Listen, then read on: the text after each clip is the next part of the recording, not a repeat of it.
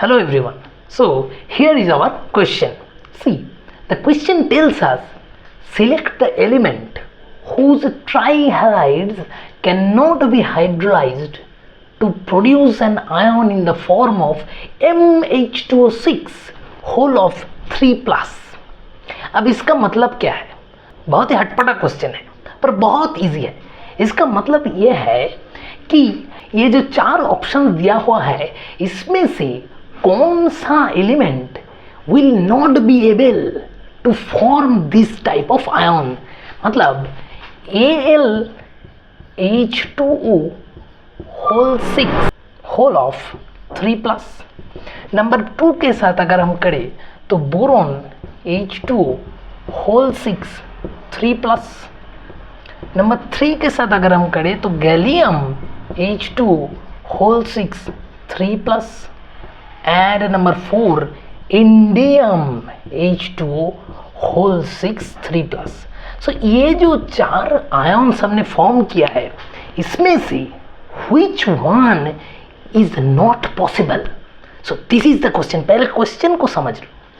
Question है ये कि ये जो 4 आयन यहाँ पर लिखा हुआ है इसमें से which one will not be formed, cannot be formed, which one, ये 4 में से.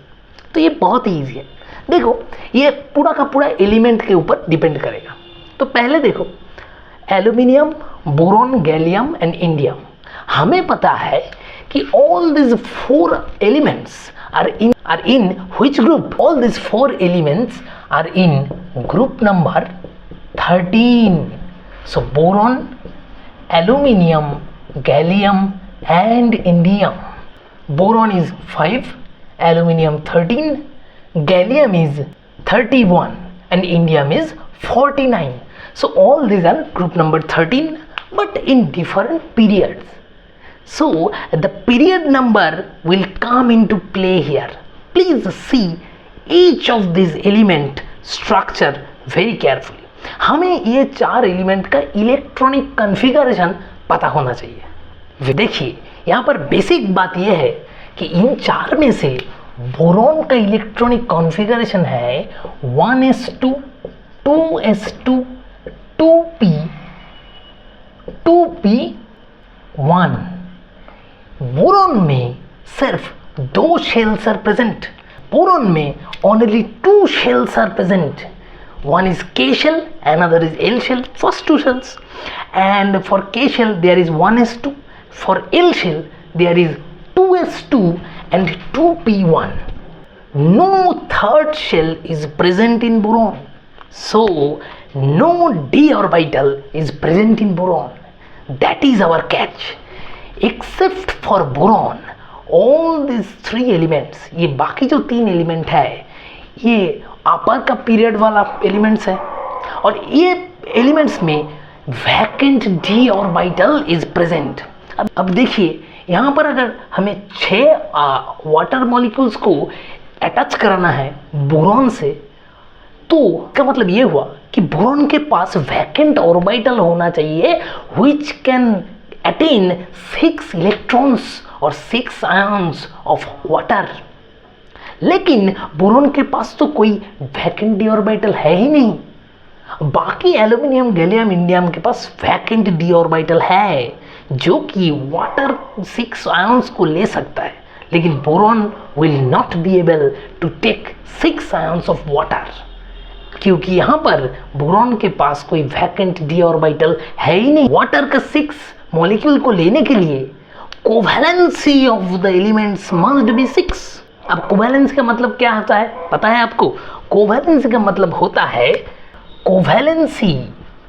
कोवैलेंसी मतलब होता है total number of orbitals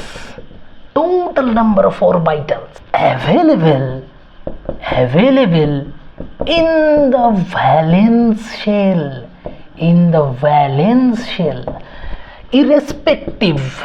irrespective of orbitals